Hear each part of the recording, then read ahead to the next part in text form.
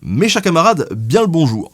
Nota Bene, ça fait 4 ans et demi maintenant que ça existe, et c'est une émission qui m'a permis de voyager vraiment à travers toute la France, mais aussi dans pas mal de pays. Voilà, je voulais partager un petit peu avec vous ces souvenirs que j'ai pu avoir dans différents pays, pourquoi j'y ai été, qu'est-ce que j'ai pu faire là-bas, quel a été mon ressenti sur les différents pays que j'ai pu visiter grâce à Nota Bene. Alors pour commencer près de chez nous, un des pays que j'ai pu visiter plusieurs fois, c'est la Belgique, puisque j'ai eu l'occasion d'aller faire des conférences là-bas, mais aussi, il y a quelques années, d'aller à 2 reprises au Parlement européen de Bruxelles, pour aller, d'une part, la première fois c'était pour défendre ou soutenir le projet de réforme du droit d'auteur européen par une eurodéputée allemande, Julia Reda, j'en avais parlé à l'époque sur la chaîne, qui voulait vraiment une réforme complète du droit d'auteur parce qu'elle le considérait plus du tout adapté aux enjeux modernes finalement, et puis malheureusement, vu que au niveau de l'Europe, et particulièrement en France, c'est un peu conservateur niveau droit d'auteur, on a perdu, c'est comme ça. Et puis la deuxième fois, c'était pour représenter les youtubeurs auprès des eurodéputés pour montrer un petit peu ce qui est en train de se passer sur la plateforme YouTube. À l'époque, c'était l'explosion des chaînes de vulgarisation, et ça me paraissait important d'être là-bas pour leur dire regardez, il y a aussi des choses qui se font intelligentes qui essayent d'être intelligentes sur YouTube. Et donc j'ai eu la chance d'aller en Belgique à plusieurs reprises. Il y avait aussi la Madinasia que j'avais pu faire là-bas, qui est un gros salon Japon, YouTube, il y a plein de trucs. Et à chaque fois, la Belgique, j'ai toujours été très très bien reçu, les gens sont vraiment hyper agréables. J'ai eu la chance de pouvoir aller à Bruxelles, qui est une très belle capitale, j'ai trouvé ça très vert, ça fait du bien, c'est reposant, y a plein de bières un peu partout aussi, donc pour les amoureux de bière, c'est pas si mal, même si moi je suis un buveur modéré. On va dire c'était plutôt sympa. Un tout petit peu plus loin, j'ai eu la chance il y a pas très longtemps d'aller en Allemagne aussi dans le cadre de la Gamescom, puisque c'était Electronic Arts qui m'avait invité à venir tester Battlefield 5. Donc là c'était assez cool aussi. Bon, j'ai pas pu voir grand chose de l'Allemagne, j'étais concentré surtout à Cologne, mais j'ai pu voir la cathédrale, je me suis baladé un petit peu dans la ville, les Allemands sont toujours très chaleureux, et pour y avoir été en dehors de l'émission, c'est un pays que j'aime bien, l'Allemagne. Ils se couchent un peu trop tôt, mais à part ça, ils sont très gentils, et puis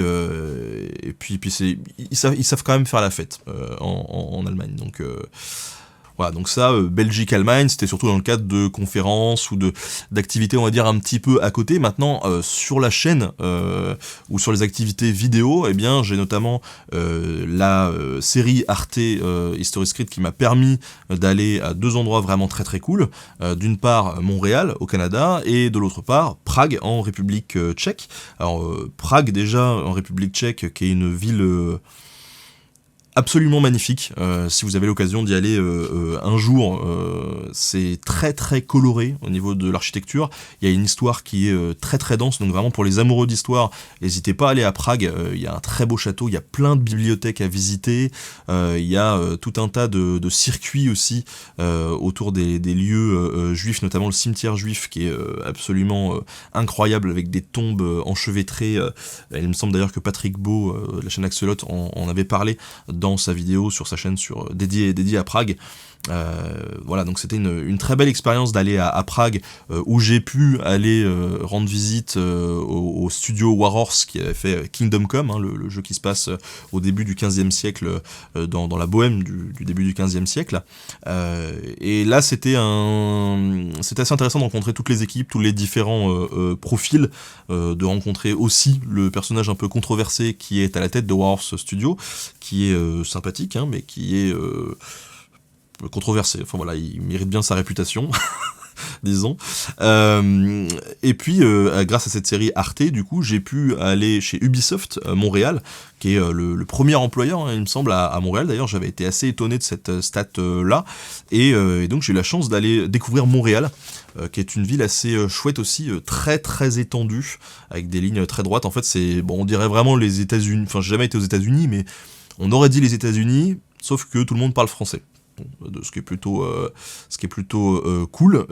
Tous les gens sont très gentils, on m'avait dit Tu verras là-bas à un feu rouge, quand le piéton est rouge, les gens discutent entre eux en attendant que le feu passe vert pour les piétons. Je me disais bon, ils exagèrent peut-être un petit peu. Et puis non, hein, je suis tombé sur une vieille femme qui spontanément m'a adressé la parole alors que j'avais rien demandé en attendant le passage du feu vert piéton, et c'était assez rigolo. Elle avait commencé à me parler de la mafia en disant que c'est un peu compliqué et tout, et ça m'a fait rire sur le coup. Et puis j'ai appris que effectivement à Montréal il y a une bonne mafia aussi. Donc c'est assez intéressant parce que je visualisais pas du tout la mafia à Montréal, vu que tous les gens sont très très gentils. D'ailleurs, ce qui est assez rigolo, c'est que les gens sont tellement gentils qu'en tant que Français, on peut trouver ça hyper suspect, hein. Quand on est arrivé avec le réal pour ma série là-bas, on a pris un taxi et le gars était tellement gentil on s'est dit, on regardait tous les deux, on s'est dit mais on pense que le gars il est en train d'essayer de faire un truc, il va nous arnaquer à un moment donné, c'est pas possible. Et non, le gars était juste gentil quoi. Il nous a déposé à un endroit, il nous a dit je reviens dans 1 heure vous prendre si vous voulez, alors que c'était pas prévu à la base. Enfin, voilà, big up aux Canadiens qui sont très cool. Ouais, ils sont très cool les Canadiens. En tout cas, ce qui est rigolo aussi, c'est que j'ai croisé pas mal de Français qui habitaient là-bas, et tous se plaisent plutôt bien, mais ont quand même une certaine nostalgie de la France, parce que notamment les Canadiens sont gentils, mais ils sont très consensuels, souvent, et du coup, ils disaient, ouais, ce qui manque un peu ici, c'est de la passion, quoi, du fight dans les débats, dans les discussions, et donc c'est des gens qui, en général, quand ils rentrent en France, vont direct se fighter sur des sujets politiques avec leur famille, donc c'est plutôt drôle. Et puis pour la petite anecdote, ce qui était absolument incroyable, c'est que c'est là-bas que j'ai rencontré pour la première fois Laurent Turcot, qui ensuite a collaboré sur la chaîne Nota Bene, qui est devenu un pote, et en fait le tout premier Canadien que j'ai croisé, alors que c'était pas prévu ce jour-là, quand je suis arrivé à Montréal, c'était lui. C'est-à-dire que on est descendu de l'avion, on est monté dans un taxi, on lui a dit on va aller dans tel quartier un peu excentré en plus de Montréal. C'était vraiment pas un quartier où il y a pas grand monde quoi. Il y avait une boîte de location de matos vidéo, donc on s'est dit on va aller là-bas pour louer du matos pour notre tournage. Je descends du taxi. Et là, tout de suite, j'entends « Hey Ben, ça va bien ?» Et là, je me retourne et je vois Laurent Turcot en train de faire du jogging. Et je me dis « Mais c'est quoi le délire, quoi ?» Sur les millions de personnes qui habitaient à Montréal, il a fallu que ça soit genre lui qui soit devant le taxi quand je descends, ce qui était plutôt drôle. Et en fait, on devait se voir le lendemain pour l'interview. Voilà, c'était la petite anecdote assez rigolote sur Montréal, où il faisait bien beau. Et puis c'est assez étonnant aussi, c'est-à-dire nous on a des lapins dans nos villes, eux ils ont pas de lapins et ils ont des écureuils, voilà, un peu partout dans les parcs. Donc pour un Français comme moi qui est pas trop habitué à voir des écureuils comme ça, c'était assez étonnant d'en voir un peu partout dans la ville dès qu'il y avait un petit coin de verdure. En tout cas, ça reste une bonne expérience, autant sur le point de vue humain, puis la découverte du pays, que sur l'expérience de boulot chez Ubisoft, puisque c'était quand même cool, moi qui suis un grand fanat de jeux vidéo, de débarquer dans cet énorme studio à Montréal, et de voir tous ces gars passionnés en train de travailler sur différents projets. Voilà, c'était vraiment une expérience qui m'a marqué, je pense, ça c'était peut-être en 2017 du coup. Après, Ubisoft, ils m'ont aussi permis, il y a pas très longtemps, de partir du coup en Grèce, et ça aussi c'est un super souvenir. En fait, j'étais en Allemagne à la Gamescom, et donc pendant que j'étais là-bas, j'ai été sur le stand de Ubisoft, vu que je les connaissais déjà un peu du coup, et là ils m'ont dit tiens, on sort le prochain Assassin's Creed, est-ce que ça te dit pas de travailler sur le prochain, vu qu'on organise un tour en Grèce. Et je leur ai dit si ça peut être bien, moi je n'ai jamais été en Grèce donc je veux bien, et donc je suis parti pendant 3 jours avec mon équipe, et on a pu visiter donc plusieurs lieux. Alors ça a été quand même assez rapide, hein, donc j'ai pas eu trop le temps de tout voir ou de bien profiter, mais enfin je suis resté 1 jour et demi à Athènes. Je dois dire que je suis assez mitigé hein, sur la ville. Pour moi, Athènes, c'est pas très très joli. C'est pas une ville qui m'a spécialement inspiré, honnêtement. L'Acropole, voilà, j'ai mis les pieds dessus et Phalèbes, et c'est magnifique. Mais c'est une usine, comme peut être notre Tour Eiffel, donc c'est pas très agréable non plus à visiter. Donc Athènes, en tout cas en tant que telle, je pense qu'il y a autre chose à voir en Grèce. Et notamment quand j'ai été dans les ruines de Mycène, là c'est formidable, c'est incroyable, il y a une vue sur le Péloponnèse qui est incroyable, une richesse en termes d'histoire aussi, enfin c'est magnifique, c'est magnifique, et ça c'est les images qu'on peut avoir un peu de la Grèce, en tout cas dans l'imaginaire qu'on peut se faire. Épisodore aussi c'était magnifique, j'ai pu visiter le canal de Corinthe aussi très rapidement, qui est un canal absolument incroyable creusé dans la roche. Ça reste des très très beaux paysages, mais voilà, selon moi, si on va en Grèce, Athènes c'est bien, mais il y a d'autres choses à voir à côté. Vous attardez pas trop non plus, quoi, hein. Si vous avez une semaine, passez pas plus d'un jour ou deux à Athènes, et puis allez voir ce qu'il y a un petit peu plus loin, ça vaut quand même plus le coup, quoi. Et puis là, ce qui était intéressant en plus à Mycène et à Épidore, c'est qu'avec Ubisoft, on avait le droit à des guides, et notamment un spécialiste vraiment de la civilisation mycéenne, et ça c'était gold, quoi, pouvoir passer 2 heures à visiter les ruines avec un type qui connaît sur le bout des doigts les moindres pierres, et qui peut nous raconter un petit peu cette histoire, nous expliquer certains détails, qui répond à nos questions. C'est quand même chouette aussi, et je prends pas souvent, je prends même jamais de guide forcément quand je vais visiter des lieux, sauf dans le cadre du boulot, où là il y a toujours quelqu'un qui m'accompagne pour me montrer justement et m'expliquer un petit peu, mais je me dis que ça vaut le coup, et à titre perso, je me dis que bon, si un jour je vais visiter un lieu d'histoire comme ça, peut-être que ça peut valoir le coup de faire appel à ces guides, puisque ça ajoute une vraie plus-value. Quand je visitais un truc, souvent je lis un petit peu avant sur le site pour profiter un peu plus de la visite et me dire ah oui tiens ça je l'ai lu, ça fait écho à ce que voilà. Mais avec un guide, je trouve que la visite prend une toute autre dimension, donc voilà, c'est mon petit conseil perso, quoi.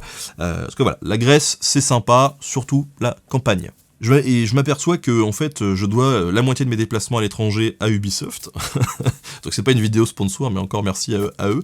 C'est vrai que j'avais travaillé donc avec ma série Arte sur Unity puis le début d'Origins, et Origins ça m'a permis aussi de partir à Londres, puisqu'ils avaient fait la soirée de lancement du jeu Assassin's Creed Origins au British Museum, où ils avaient privatisé une partie du département des antiquités égyptiennes, rien que ça, voilà. Donc j'y avais été. Et c'était assez incroyable. Alors j'avais eu quelques heures pour me balader un peu dans Londres, c'était très rapide, donc j'ai pas beaucoup pu profiter, mais j'ai trouvé la ville géniale. Il y avait un nombre de théâtres et de lieux où il y avait des comédies musicales qui est incroyable, vraiment à tous les coins de rue il y en avait, et j'ai trouvé ça vraiment génial. Enfin, en me baladant vraiment dans Londres, j'ai vu cette espèce de bouillonnement culturel, et cette demande de culture très forte, et ça m'a beaucoup plu, et je sais qu'à à Paris, en France, on sent aussi cette atmosphère, mais moins. Là il y a une vraie concentration, quoi. On a l'impression que tous les soirs les salles peuvent être combles, j'en sais rien, mais en tout cas c'était assez étonnant. Avec il y avait des gros classiques avec du Shakespeare qui était joué, des choses comme ça, et puis il y avait des trucs, je crois que j'étais tombé sur un truc genre les Power Rangers, la comédie musicale, un truc comme ça. Je me suis dit mais qui va voir ça, et ça m'avait plutôt amusé. J'étais passé devant Buckingham Palace aussi, voilà, histoire de voir un ou deux gardes qui font leur fameuse tournée ou qui ne bougent pas, parce que c'est quand même un passage un peu obligé pour tout touriste qui va pour la première fois à Londres. Et puis j'avais été à la boutique Harry Potter, voilà, où je m'étais à la gare de King Cross, où je m'étais fait avoir comme plein de gens à acheter des goodies Harry Potter hors de prix, mais bon voilà, c'est comme ça, on peut pas renier sa nature. En tout cas, Londres c'était vraiment sympa, et puis j'ai un souvenir quand même assez inoubliable de cette soirée dans le département des antiquités égyptiennes, une fois de plus avec un conservateur qui fait la visite on était 10 personnes à tout péter, donc ça c'était vraiment chouette. Et puis on a pu bouffer à côté de la pierre de Rosette. J'avais un peu l'impression d'être un gros Richard, il ne manquait plus que le monocle et le haut de forme, mais c'était super agréable comme moment, et je me suis dit que je le referais pas 2 fois dans ma vie, donc j'en ai bien profité de ce voyage en Angleterre, même si ça a duré 2-3 jours seulement. Et puis enfin, le dernier pays que j'ai pu visiter grâce à Nota Bene, c'est l'Italie. et notamment Bologne, où je suis allé, non pas pour la production d'une vidéo, mais pour une conférence à laquelle j'avais été invité par la Fédération internationale d'histoire publique. J'avais posté une vidéo là-dessus sur ma chaîne, c'est Qu'est-ce que l'histoire publique, il me semble, je mettrai ça en description, et donc j'avais été invité par cette fédération d'historiens à venir pour m'exprimer sur le sujet de YouTube et l'histoire. Donc ça c'était vraiment un colloque, on va dire universitaire, où il y avait plein d'acteurs finalement autant de la vulgarisation que du monde universitaire qui s'intéresse à la propagation de l'histoire et aux différentes formes de la promouvoir auprès du public et par le public. C'était assez intéressant. Donc j'étais passé par Bologne, et plus précisément c'était à Ravenne, la ville. Donc c'est quand même à 1 heure de Bologne. Et Ravenne, je vous le conseille si un jour vous allez en Italie. Ça reste la seule ville du coup que j'ai visité en Italie, mais d'après ce qu'on m'a dit, elles sont pas toutes comme ça. Et c'est très très très joli. C'est vraiment typique, en plus moi il faisait très chaud, c'était dans les beaux jours, et ça sentait bon. J'ai mangé pratiquement que des pizzas qui étaient très très bonnes. J'ai eu la chance de rencontrer aussi des étudiants en histoire qui avaient monté leur propre chaîne YouTube là-bas d'histoire, et c'était plutôt cool de pouvoir interagir avec eux et d'essayer de comprendre pourquoi ça marchait ou pas là-bas, les chaînes de vulgarisation, puisque en Italie il n'y a pas vraiment de chaînes de vulgarisation qui existent, il y en a très peu, sinon elles sont assez généralistes. Là par exemple les seuls que j'avais rencontrés en Grèce, j'avais rencontré un youtubeur italien, c'était un gars qui faisait du road trip, et les présentations étaient pas ouf, quoi, hein. C'est-à-dire que le gars allait à des endroits, il allumait la caméra, il disait un truc, mais il se renseignait pas sur les lieux, il passait plus de temps à se filmer lui qu'à filmer le contenu finalement. C'était un peu étrange, et c'est vrai que quand je leur ai demandé mais pourquoi ça fonctionne pas chez vous, ils me disaient on comprend pas pourquoi ça fonctionne en France. Moi, une des pistes que j'avais avancées, c'est qu'en France, on a très tôt, en tout cas dans le milieu de la vulgarisation, on s'est tous rapprochés, on a commencé à collaborer ensemble, on a échangé, certains sont devenus très potes d'ailleurs, et donc il y a eu un élan collectif, puisqu'il y a eu tout un groupe de vidéastes qui s'est créé, et que le public a pu s'y retrouver aussi assez facilement dans toute cette masse de vulgarisateurs qui commençait à émerger, vu qu'on collaborait tous les uns avec les autres. Donc il y a eu un vrai effort collectif, et je pense que ça a beaucoup joué, puisque en Italie, quand je leur ai dit mais il y a pas ça en Italie, sur les quelques chaînes de vulgarisation, vous essayez pas de vous contacter, et ils me disaient non, ça on le fait pas du tout, et au contraire il y a une concurrence qui est très rude entre les chaînes. Or, s'il y a bien un mot qui est un peu banni de notre vocabulaire, en tout cas dans le cercle de vulgarisateurs où moi je gravite, c'est le mot concurrence, quoi. C'est-à-dire qu'il n'y a pas de concurrence, il y a des collaborations, mais il n'y a pas de concurrence. On l'a jamais vraiment envisagé comme ça, et lui il me disait que c'était vraiment ça le problème, quoi. C'est que tout le monde essaye de se tirer vraiment la couverture en écrasant les autres plutôt que de se rassembler pour faire quelque chose, et c'est bien dommage, et j'espère qu'à un moment donné la situation pourra évoluer en Italie. Voilà. Bon, c'était un total hors sujet, mais bon, je voulais partager ça avec vous. En tout cas, voilà, c'est vrai que Nota Bene, bon, ça m'a permis d'explorer ces 7-8 pays, pas très longtemps à chaque fois, mais en tout cas, j'ai pu y aller, et j'aurais pas eu l'occasion de le faire en dehors de l'émission, parce que c'est des voyages aussi, comme Montréal, hein, ça coûte cher d'aller là-bas, pas forcément le temps non plus, donc c'est plutôt cool, et puis ça m'a permis aussi d'aller vraiment partout en France, hein, découvrir des villes, découvrir des lieux de patrimoine. Alors je faisais un peu ça dans mon ancien boulot quand j'étais cadreur, pendant des années je voyageais un peu partout en France et parfois un peu à l'étranger aussi, mais là c'est différent avec Nota Bene, parce que en plus de découvrir des villes, ça me donne accès souvent à des lieux qui sont pas trop accessibles. Là par exemple dernièrement, ce qui était sympa, c'est que j'étais à Saint-Étienne dans une médiathèque, et j'ai eu l'occasion qu'on m'ouvre les fonds d'archives, et donc j'ai pu voir des très très très vieux bouquins ou des très très vieilles cartes, et ça on n'a pas trop souvent l'occasion finalement de se pencher sur ces documents-là, et moi ça m'intéresse toujours, ou même quand j'ai pu travailler pour le Louvre, me retrouver voilà, tout seul dans le musée du Louvre pendant 2 jours, c'est des choses qui sont assez cool, qu'il y a une vraie plus-value, quoi. Et donc je profite vraiment bien de tous ces moments-là, et je voulais partager ça avec vous parce que, voilà, Nota Bene, c'est énormément de boulot. Parfois, il faut s'accrocher parce que il y a des jours où je me dis, ouais, voilà, j'ai juste pas envie de bosser, j'en ai marre parce que j'ai la tête comme ça, tellement il y a du taf. Mais ça a quand même ses bons côtés. Et je suis très très heureux d'avoir la chance de pouvoir faire ce boulot-là, de découvrir autant de choses, de rencontrer autant de personnes. Et encore une fois, bon, je le dis souvent, mais c'est grâce à vous que tout ça est possible. Donc merci. Puis bah écoutez, on se retrouve la prochaine fois pour un nouveau vlog où je vous raconterai ma vie, qu'elle soit intéressante ou non. Voilà, je le ferai quand même. Bisous.